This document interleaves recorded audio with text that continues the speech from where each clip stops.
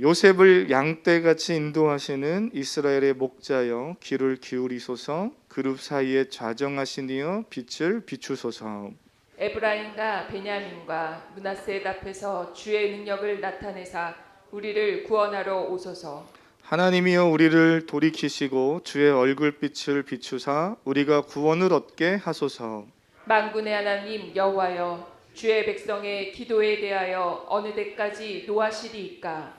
주께서 그들에게 눈물의 양식을 먹이시며 많은 눈물을 마시게 하셨나이다. 우리를 우리 이웃에게 다툼거리가 되게 하시니 우리 원수들이 서로 비웃나이다.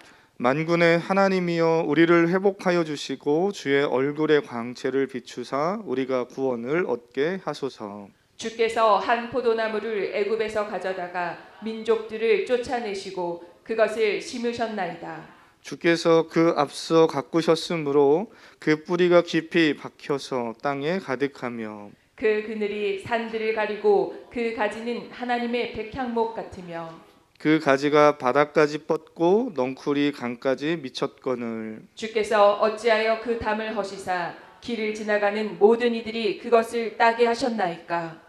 숲속의 멧돼지들이 상해하며 들짐승들이 먹나이다. 만군의 하나님이여 구하옵나니 돌아오소서. 하늘에서 굽어 보시고 이 포도나무를 돌보소서. 주의 오른손으로 심으신 줄기요 주를 위하여 힘있게 하신 가지니이다. 그것이 불타고 배임을 당하며 주의 면척으로 말미암아 멸망하오니 주의 오른쪽에 있는 자 곧 주를 위하여 힘있게 하신 인자에게 주의 손을 얹으소서. 그리하시면 우리가 주에게서 물러가지 아니하오리니 우리를 소생하게 하소서.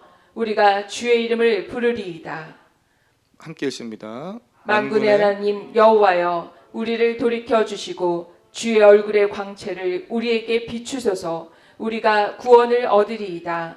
아멘. 아멘. 우리 함께 읽은 이 말씀 나누기 은혜 나누기 전에 잠시 기도하겠습니다. 하나님 말씀을 들으며 손을 얹고요. 하나님은 살아계십니다. 네, 지금도 나에게 말씀하십니다. 이 시간 내 마음을 열겠습니다. 말씀을 믿음으로 받겠습니다. 성령님 역사해 주세요. 네, 하나님 그렇게 하실 줄 믿습니다. 곧 마스크를 벗게 될 또 날이 오겠죠. 마스크를 쓰고 2년 넘게 우리 성도님들 또 모든 국민들 또 전 세계 많은 사람들이 참 많이 고생하고 많이 수고하고 애썼는데 하나님께서 우리의 일상을 회복하시고 또 우리의 삶을, 가정을, 자녀의 인생을 하나님 인도하시는 귀한 은혜 계속해서 부어주실 줄 믿습니다. 오늘 5월 첫 주 5월 1일 첫 주고요. 어린이 주일인데요. 들어오시면서 느끼시겠지만 그래도 어린 아이들이 또 좋아할 만한, 그리고 또 어린 아이들만이 아니에요. 우리 성도님들이 들어오시면서 어머 여기 왜 그래요? 왜 그래요는 좀 이상한가요? 어머 이거 뭐예요? 이러시면서 되게 반갑게 또 좋아하시면서 들어오시는 성도님들이 있어요. 이 감각이 살아 있는 거 중요합니다. 사랑하는 성도님, 반응하실 줄 알아야 돼요. 아름답습니까? 할렐루야. 네, 각자의 다 이 재능과 능력대로 우리 성도님들 봉사하시고 또 귀하게 쓰임 받는 삶이 될 수 있길 축복합니다. 그 어린이 주일을 우리가 이렇게 보내면서 하여튼 뭔가 새롭게 우리의 심령도 어린아이 같이 기쁜 마음으로 좀 예배하는 시간 됐으면 좋겠어요.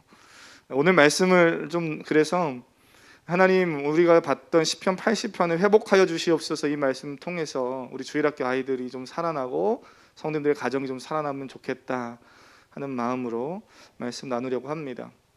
요즘 우리가 살고 있는 이 시대 보면 코로나 방역이 이제 조금씩 해제되면서 일상의 회복을 많이 기대하는 그런 분위기죠. 그래서 뭐 세상은 많은 곳곳에서 이미 뭐 마스크를 또 벗어야 하는, 또 벗자고 하는 그런 또 분위기들도 있고 뭐 여러 가지 조심스럽지만 활기찬 모습들이 있습니다. 그런데 또 한편으로는 여전히 지금 러시아와 우크라이나의 이 전쟁으로 인해서 많은 사람들이 어려움을 겪고 있지요. 많은 사람이 또 죽기도 하고, 이게 단지 러시아가 우크라이나를 침공한 것만이 아니라 두 나라만의 문제가 아니라 전 세계가 글로벌화되어져 있다 보니까 많은 타격을 받고 있고 우리나라도 경제적으로 지금 많은 타격과 어려움이 있지요. 그래서 많은 사람들이 전쟁이 빨리 끝나기를 바라면서요, 평안을 구하는 그런 시대입니다. 코로나 때문에 평안이 왔으면 좋겠다 싶었는데 이제 좀 끝나가는 시점 되면서 또 전쟁이 발발하니까 하나님 또 전쟁이 좀 끝나길 원합니다. 이런 마음들이 모두에게 다 있는 것 같아요. 사랑하는 성도님, 지금 우리가 어느 시대를 살고 있는가, 우리가 살고 있는 시대 분위기가 어떤가를 아는 건 참 중요합니다. 우리 그리스도인들은 이러한 때에 더욱 하나님의 회복과 평안을 위해 기도해야 하는 거죠. 특별히 다음 세대 아이들이 살아갈 내일을 위해서, 여러분의 우리 성도님들의 자녀들이 살아갈 다음 세대가 살아갈 내일의 삶을 위해서 우리가 기도해야 될 때입니다. 기도하는 그곳에 하나님 참된 안정과 평안을 주실 줄로 믿습니다. 오늘 우리가 읽은 말씀이 사실은 그런 말씀이에요. 국가적 어려움 가운데 하나님의 회복과 평안을 구하고 있는 그러한 시입니다. 한번 말씀 다시 보시겠어요? 80편인데요. 우리가 19절까지 봤는데 이 80편이 시이다 보니까 중간중간에 반복되는 중요한 표현들이 등장합니다.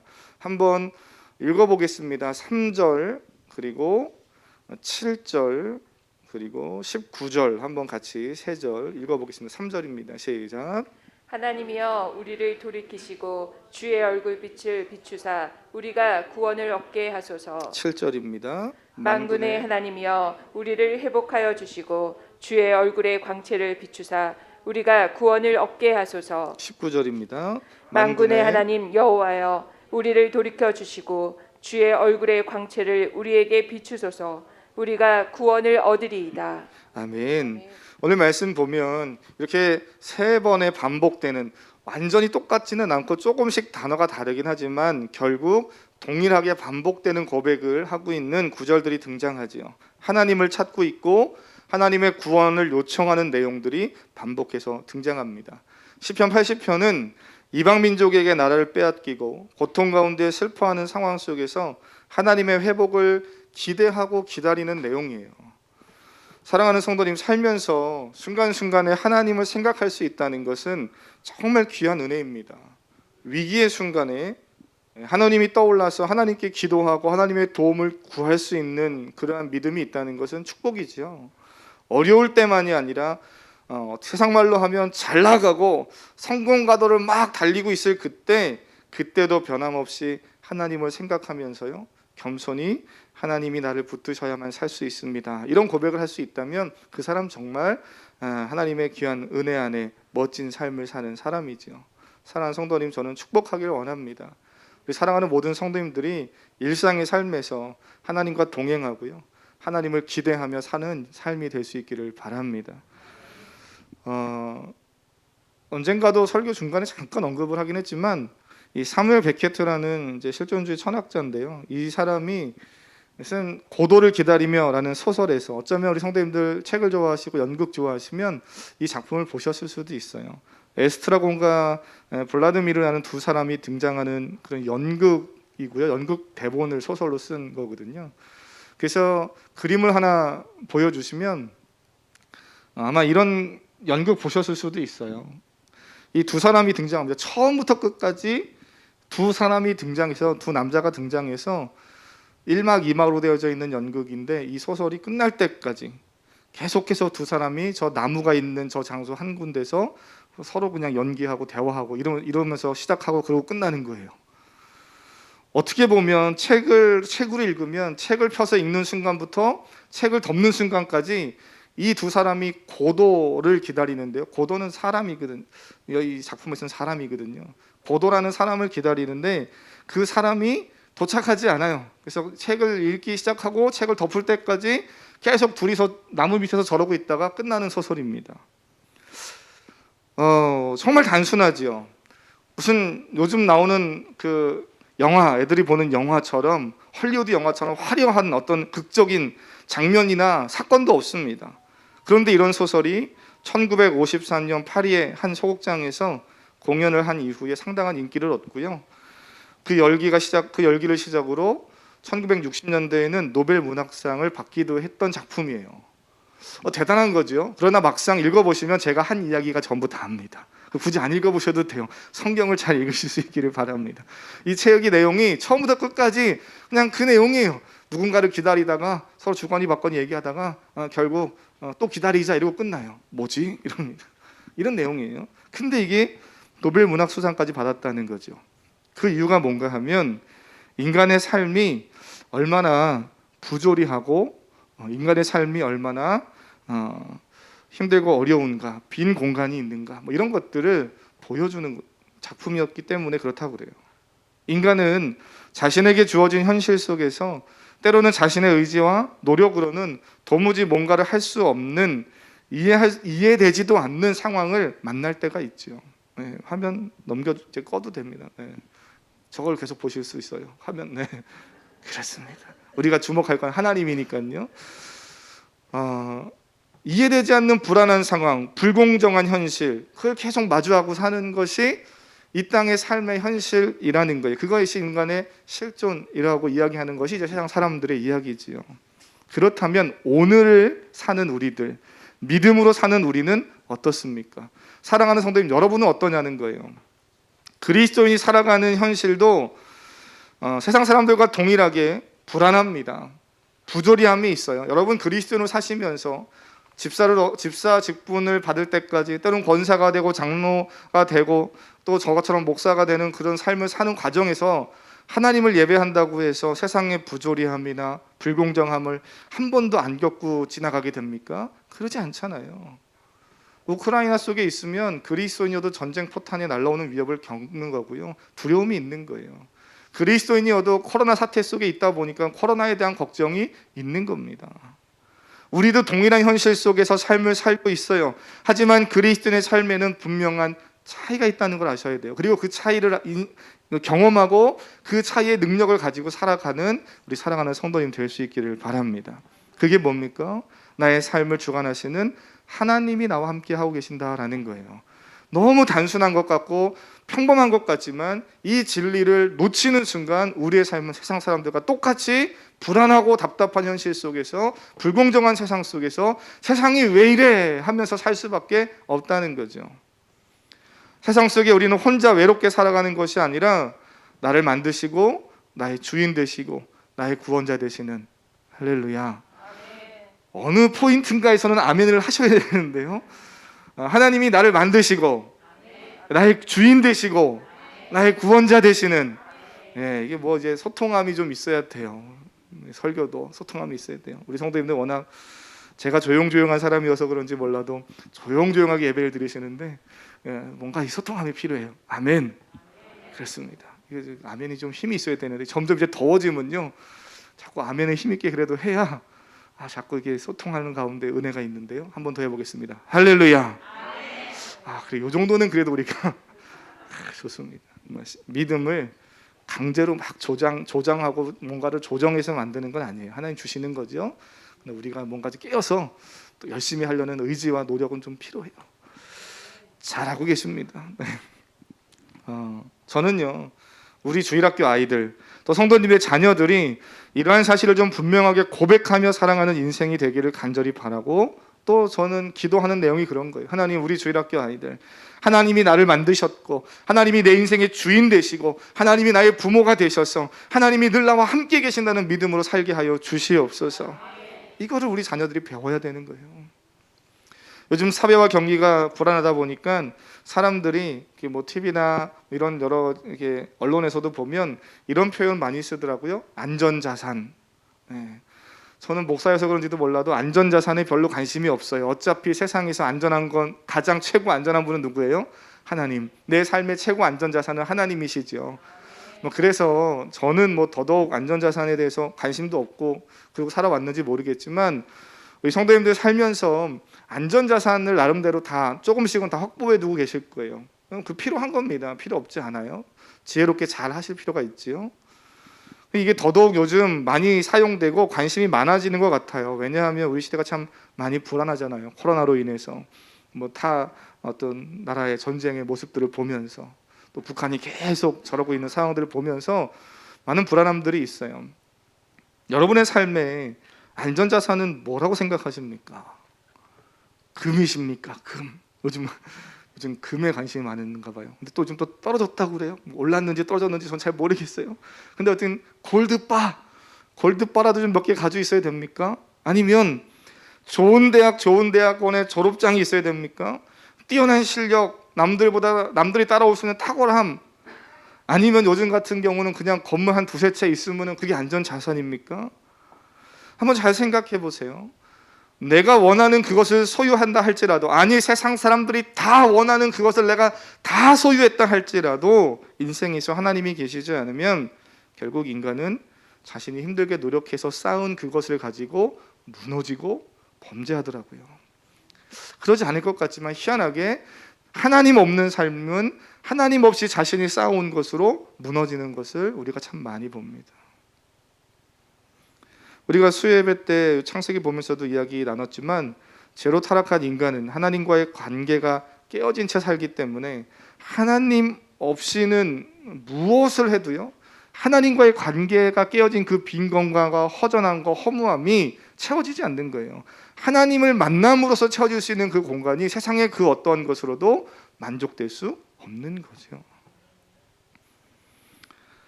채워지지 않는 그 빈 공간을 그러다 보니까 때로는 돈으로도 채워보고 사람으로도 채워보고 우물가의 여인처럼 남편을 계속 바꿔보기도 하고, 그죠? 자녀들은 또 다른 방탕한 길을 가보기도 하고 오토바이도 타보고 다 하는 거 아니에요? 그런데 안 되는 거예요. 인생에서 채워짐이 없는 거죠. 행복할 것이라고 생각했던 것을 가져봐도 행복함이 없으니까 어떻게 돼요? 불행하게 돼요. 그러다 보니까 그 불행한 가운데 또 행복을 찾아서 어떻게 합니까? 또 방황하는 거죠. 결국 그것이 하나님 없는 삶이에요. 큰 집이 없어서가 아니에요. 돈이 적어서가 아니에요. 많이 있고 큰 집도 있고 원하는 걸 다 누려도 결국 이거 채워지지 않으니까요, 거기에 행복이 있는 줄 알았는데 거기에서 행복을 못 느끼니까 또 다른 행복을 찾아 방황하는 인생이 하나님 없는 인생입니다. 사랑하는 성도님, 하나님을 진정으로 만난 인생만이 인생의 방황을 끝낼 수 있습니다. 하나님을 진정으로 만나야 하는 거죠. 오늘 본문의 시인 역시 국가의 위기 앞에서 하나님을 간절히 찾고 있습니다. 그가 하고 싶은 게 얼마나 많겠어요. 그게 얼마나 많겠습니까? 하나님 국력을 강하게 해주십시오부터 시작해서 기도할 제목이 얼마나 많겠어요. 그런데 가장 우선해서 하나님을 찾고 있더라는 거예요. 그러면서 그가 나라를 빼앗기고 사회가 무너진 현 상황 속에서 얼마나 비참하고 슬펐는지를 5절과 6절에서 이렇게 시로 표현하고 있습니다. 한번 5절과 6절 읽어보겠습니다. 5절, 6절입니다. 시작. 주께서 그들에게 눈물의 양식을 먹이시며 많은 눈물을 마시게 하셨나이다. 우리를 우리 이웃에게 다툼거리가 되게 하시니 우리 원수들이 서로 비웃나이다. 아멘. 눈물의 양식을 먹는다는 표현을 하잖아요. 얼마나 슬펐으면, 얼마나 괴롭고 힘들었으면. 원수들이 서로 비웃는다는 거예요. 아우 쟤네들 봐, 이러면서 비웃는 그 소리를 들을 때 얼마나 마음이 아팠겠습니까? 그런데 이스라엘 민족의 과거가 원래 이랬는가, 우리가 그걸 생각해야 돼요. 본문을 보면 시인이 고백합니다. 하나님, 우리 원래 그러지 않았잖아요. 근데 지금 왜 이렇게 됐습니까? 하는 고백을 하지요. 오랜 과거의 삶을 보면 그들이 애굽의 노예로 있을 때 하나님은 이스라엘을 출애굽하게 하시고요, 약속의 땅 가나안 땅에 뿌리를 내리게 하셔서 정착하게 하셨어요. 그게 8절의 내용입니다. 우리가 시여서, 이게 지금 성경을 볼 때 한글 성경이 쭉 산문처럼 적혀 있어서 시 형태로 안 적혀 있으니까 이게 조금 낯설 수 있지만, 시라는 것을 생각하고 시적으로 이렇게 표현하고 있잖아요. 8절에 한번 읽어보겠습니다. 시작. 주께서 한 포도나무를 애굽에서 가져다가 민족들을 쫓아내시고 그것을 심으셨나이다. 아멘. 아멘. 이게 시적으로 표현하고 있지만 어떤 느낌인지 이 말씀이 딱 들려지는 순간 이스라엘 백성들은 아는 거예요. 아, 하나님이 애굽 땅에서 우리가 포로로 있을 때 우리를 끌어다가 우리를 마치 하나님이 약속하신 가나안 땅에 다시 심으셔서 거기에 뿌리 내리게 하셨다. 이것이 떠오르는 거죠. 우리는 원래 이런 민족이었습니다. 하나님, 하나님이 그들의 삶을 얼마나 번성케 하고 그들의 영향력이 얼마나 컸는가까지도 계속 고백하는데요. 보니까 뭐라 그래요? 11절에 보니까 가지가 바닥까지 뻗고요, 넝쿨이 강까지 미쳤다, 이렇게 말합니다. 이런 하나님의 풍성함과 은혜들이 그 땅 가운데 있었어요. 그 민족 가운데 있었습니다. 그런데 12절에 뭐라 그럽니까? 12절에 보니까 그 이후에 이어지는 말씀들이 하나같이 다 정반대의 말씀이잖아요. 담이 허물어져서 지나가는 사람들이 포도나무의 열매를 자기 것인 양 따가지고 갑니다. 여기서 말하는 포도나무는 이스라엘 본인들을 이야기하는 거거든요. 하나님, 우리의 민족을 이방 민족이 그렇게 와서 다 공격해가고 뺏어가고 있습니다. 숲속의 멧돼지들과 들짐승 등이 내려와서 마을을 엉망으로 만들어놨습니다. 이러면서 고백하고 있지요. 이것이 시편 80편의 상황이에요. 부모 세대는 할 말이 없어요. 왜냐하면 이스라엘의 이 지금 부모 세대는 자신들이 하나님 말씀에 불순종하고 범죄함으로 인해서 하나님이 계속해서 니네 이러다간 큰일 난다, 니네 이러다가는 망한다, 하나님의 심판이 있다라고 말씀에 경고의 말씀들을 하나님 주셨지만 그들이 듣지 않았거든요. 하나님의 그 경고의 말씀을 발로 걷어찼어요. 그래서 결국에는 이런 결과를 초래한 거거든요. 그리고 부모 세대, 이 이스라엘 백성들의 부모 세대는 사실 할 말이 없어요. 하나님 죄송합니다, 용서를 구하고 회개할 일밖에 할 수 있는 게 없죠. 근데 생각해 보세요. 그 과정에서 태어난 다음 세대들, 앞으로 살아가야 할 그 이스라엘 민족의 다음 세대, 자녀 세대는 어떤 마음이 어떻겠어요? 내가 뭘 잘못했는데 태어나 보니까 이런 상황이에요. 태어나 보니까는 부조리하죠. 태어나 보니까는 감당할 수 없는 그런 현실이 눈앞에 있는 거예요. 어찌 보면 이 시대에 우리 부모님들의 자녀들, 또 저의 자녀, 그 자리 살아갈 이 다음 세대가 정말 그러해 보일 수도 있죠. 코로나가 갑자기 터졌어요. 그리고 또 여러 가지 경제적인 어려움들이 있어요. 어떻게 보면 우리의 자녀들도 이러한 상황 속에 그냥 던져져 있는지 모르죠. 기회도 상실되고 뭔가 노력해보지만 참 쉽지 않은 그런 시대죠. 그러나 우리 앞에 현실이 이렇다 할지라도 믿음의 성도는 이 던져진 현실 속에서 안주하거나 낙담하지 않고요, 여전히 우리를 구원하시고 회복하시는 하나님을 믿고 의지하며 살아가는 사람들인 줄 믿습니다. 우리가 뭔가 세상 사람들과 다른 삶의 모습으로 삶을 살고 하나님의 은혜를 경험해야, 그래야 또 세상 사람들에게 그 은혜를 나누고 이야기할 수 있는 거죠. 저는 사랑하는 성도님들의 삶에 이 은혜가 많이 경험될 수 있기를 바랍니다. 이스라엘 백성들은 자신의 나라, 땅, 주권, 심지어 사랑하는 가족들이 포로로 막 끌려가는 엄청난 고통의 순간을 겪으면서 비로소 보게 되는 게 있었어요. 비로소 깨닫게 되는 게 한 가지 있었습니다. 그게 뭐겠습니까? 하나님이 끊임없이 하나님의 사랑과 선지자를 통해서 말씀하시고 깨닫게 하셨지만 자기 고집으로 또 하나님보다 앞서고 스스로 내가 잘 나간다고 생각하는 착각 속에 있을 때에는 하나님의 말씀이 들리지 않았어요. 그런데 이들이 고난을 겪고 또 어려움 가운데 처해서 하나님을 간절히 부르짖는 이때에 그들의 눈에 드디어 보이기 시작하는 것이 있습니다. 인생에서 정말 필요한 것이 무엇인가? 인생에서 정말 중요한 것이 무엇인가? 정말 중요한 것인데 내가 잃어버리고 살았던 것이 무엇인가? 그것이 이들의 눈에 보이기 시작하고 깨달아지기 시작해요. 사랑하는 성도는 이 깨달아지는 것은 은혜지요. 이게 없으면 신앙생활을 해도 계속 똑같이 가요. 뭐가 잘못됐는지 모르고 가죠. 저는 사랑하는 성도님의 삶과 또 자녀들의 삶이 하나님의 은혜로 잘 나갈 때 더욱 겸손한 삶이 될 수 있기를 바랍니다.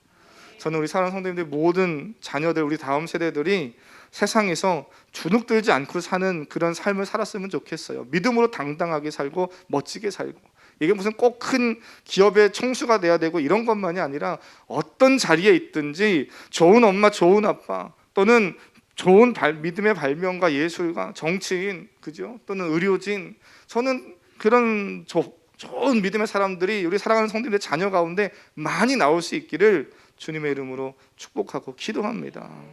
근데 그들이 더 중요한 건 뭐예요? 그 자리에 올라가고 그러한 은혜와 축복을 받으며 살아갈 때 하나님을 잃어버리지 않는 거예요. 하나님 잃어버리면 그 가진 모든 것, 하나님으로부터 받은 그 모든 것이 다 내가 가져온 줄 알고 착각해서 무너지게 되더라는 거예요. 그래서 시인은 깨달은 거죠. 인생에서 정말 필요한 것이 무엇인가? 정말 중요한 건데 내가 놓치고 살았던 것이 무엇인가? 여러분에게는 무엇입니까? 오늘 말씀 이렇게 마무리하려고 해요. 오늘 본문에서 하나님의 시편이 기자가 고백하고 시인이 고백하면서 중요하게 구하는 것이 하나님의 얼굴입니다. 그것이 계속 이 시 안에 중요하게 흐르는 흐름이에요. 하나님의 얼굴. 하나님의 얼굴 하면 떠오르는 말씀이 있어요. 민수기 6장의 말씀인데요. 민수기 6장에서 하나님이 모세에게 자녀를 이렇게 축복하라라고 말씀하면서 6장 23절 23절부터 26절 사이에 하나님 말씀하시는 게 있습니다. 여기 보시면 한번 믿음으로 성도님들의 각자의 자녀들을 위해서 우리 다음 세대를 위해서 좀 축복하는 마음으로 한번 좀 같이 읽어볼까요? 민수기 구약성경 민수기 6장입니다. 민수기 6장 구약성경 제 성경으로 204페이지쯤에 있습니다. 구약 204페이지 민수기 6장 23절부터 26절까지의 말씀인데요. 그 중에서 24, 25, 26 세 절만 24, 25, 26 세 절만 함께 좀 천천히 이 말씀을 사랑하는 내 자녀에게 다음 세대에게 축복하는 마음으로 너무 잘하시는 말씀이지만 함께 천천히 믿음으로 고백해 보겠습니다. 시작.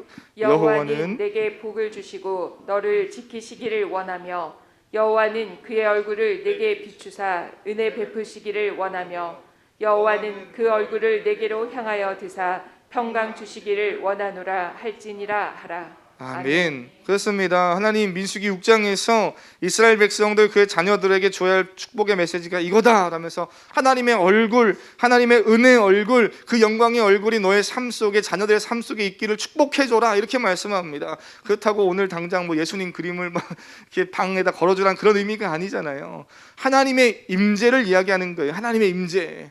그래서 올라가셔서 1절 오늘 말씀에 보시면 오늘 80편 1절에서 시인이 요셉을 양떼같이 인도하시는 이스라엘의 목자여 그러면서 뭐라 그럽니까? 그룹 사이에 자정하신 이여 그래요. 그룹 사이에 자정하시는 이여. 하나님에 대한 고백을 할 줄 아는 것이 참 중요해요. 성경을 보면서 하나님 어떤 분입니까? 누군가가 하나님 어떤 분이에요? 라고 물어보는데 성경을 그렇게 오래 받고 신앙생활을 했는데도 하나님이 어떠한 분인지를 말씀 안에서 고백할 수 없다는 건 참 슬픈 일입니다. 그래서 별거 아니지만 오늘 1절에서 시인이 뭐라고 고백해요? 하나님은 이스라엘의 목자라는 거예요. 양떼를 인도하시는 분이라는 거예요. 그리고 그룹 사이에 자정하시는 분이다 그럽니다. 그룹 사이에 자정하신다. 그림 하나 보시면 우리가 예전에 레위기 보고도 성막 보실 때도 보셨지만 하나님의 임재를 가시적으로 하나님이 보여주시기 위해서 이스라엘 백성들에게 성막을 짓게 하시고 그 안에 언약궤를 두셨지요. 그리고 오늘 본문에서 그룹 사이에 자정하신다 하는 것은요. 그 말씀 그 그룹 사이에 자정하신다는 것은 지금 네모난 게 언약궤예요. 그 위에 그룹 이제 천사 모양으로 이렇게 날개를 하고 있는 이게 이제 그룹이거든요. 이 사이에 공간이 있잖아요. 그 사이의 공간에 하나님이 임재하시겠다라고 이스라엘 백성들에게 약속하시거든요. 생각해 보세요. 하나님은 지금 오늘 이 말씀이 우리가 이스라엘 백성들이 아니어서 확 안 와닿아서 그런데요. 하나님의 얼굴을 구한다는 건 그룹 사이에 거하시는 하나님이라는 건 임재하시는 하나님이라는 거예요. 하나님의 영광과 임재를 보여주시는 하나님이라는 거죠. 하나님이 조기에만 거하시는 하나님입니까? 저 두 그룹 사이에만 계시는 하나님이에요? 아니잖아요. 천지 만물의 창조주시고 온 인류의 구원자이십니다. 크신 하나님이에요. 우주를 다 담으실 수 있는 분인데 그분이 저기에 내가 임재하겠다라고 말씀하시는 건 이스라엘 백성들에게 가시적으로 내가 함께 하겠다 하는 것을 상징적으로 보여주시는 거지 조기에만 거하시는 하나님이란 뜻이 아니에요. 그러니까 이 시편의 이 지금 고백은 하나님 그룹 사이에 자정하시고 임재하시는 하나님, 하나님의 은혜의 영광의 얼굴빛을 내게 비춰주시옵소서 이렇게 고백하고 있습니다. 어떤 때 나라가 어려움 가운데 또 여러 가지 가정이 힘들고 어려울 때 개인의 삶에 고통이 있을 때 고백한다는 거예요. 왜요? 하나님의 영광의 은혜의 빛이 비춰주면 회복이 일어나기 때문에.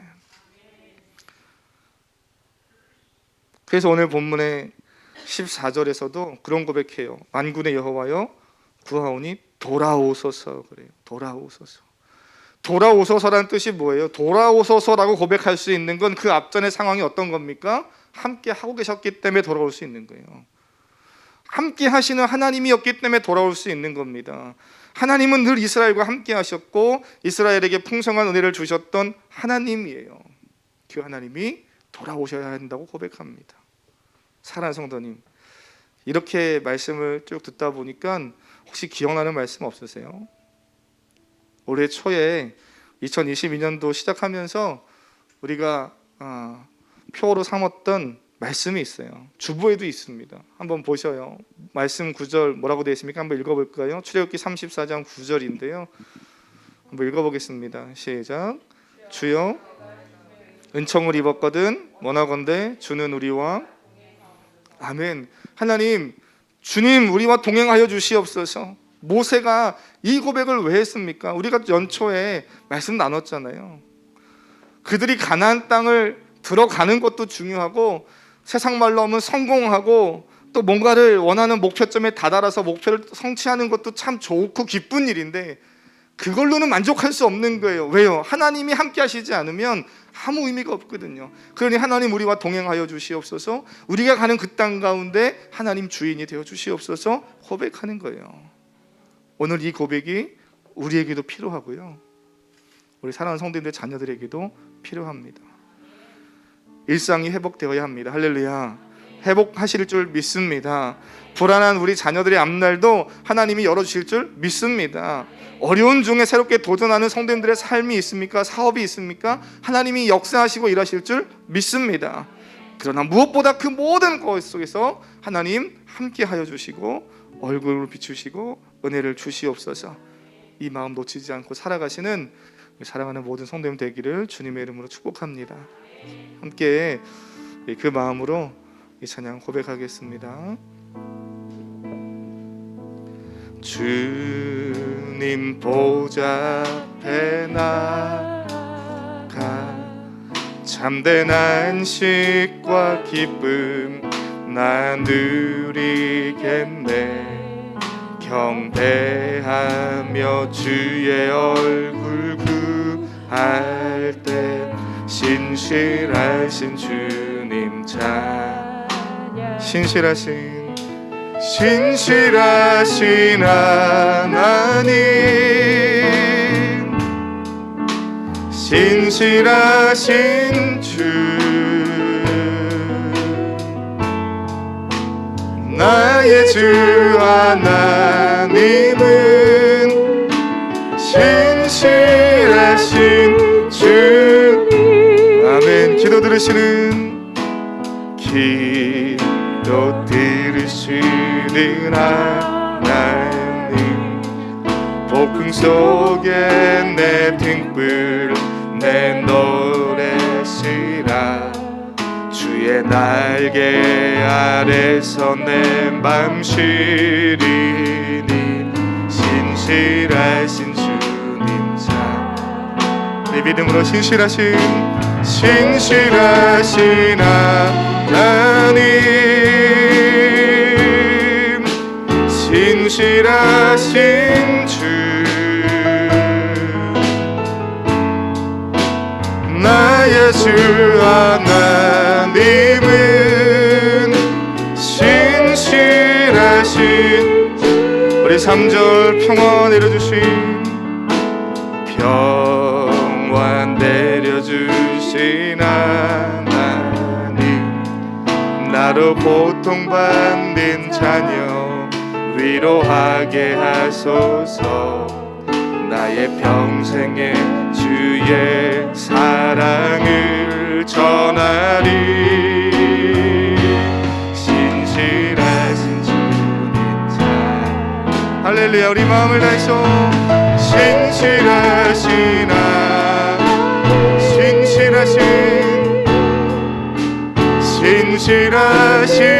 주 나의 주 하나님은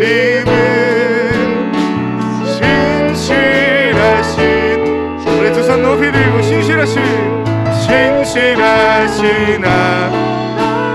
신실하신 주 신실하신 할렐루야 나의 주 하나님은 나의 주 하나님은 신실하신 주 신실하신